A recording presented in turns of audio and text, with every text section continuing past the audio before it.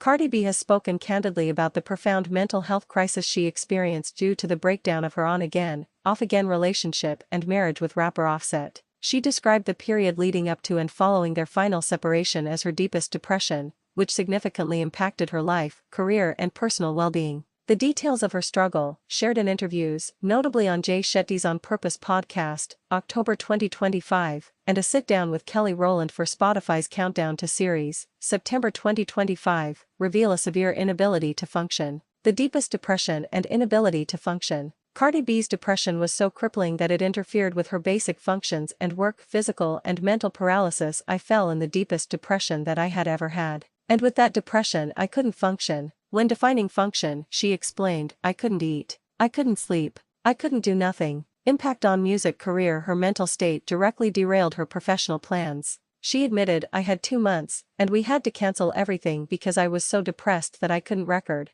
I barely recorded anything because I couldn't even stop crying. She described being in the studio as overwhelming, stating, every time I see a mic, I start crying. My feelings and my heart really cripple me. Withdrawal from children. One of the most heartbreaking impacts she shared was the emotional toll it took on her ability to parent. I can't even look at my kids' faces because I just want to cry when I see them, she confessed, explaining she felt like she was withdrawing from love. The dying relationship and emotional turmoil. The root of her depression, she explained, was the pressure from her career coupled with the downfall of her marriage. She felt the connection with Offset was fading while she was pregnant with their third child, Blossom. Key quotes detailing the end of the relationship include, the dying love. I felt the love dying from my end, from his end, and I felt the love dying. The struggle to move on even after deciding to end the relationship, her heart struggled to catch up. I was very lonely because I chose to be lonely. I was saying, like, you know what? I can't go through this anymore. I have to put a stop to it. But it's not when you say so.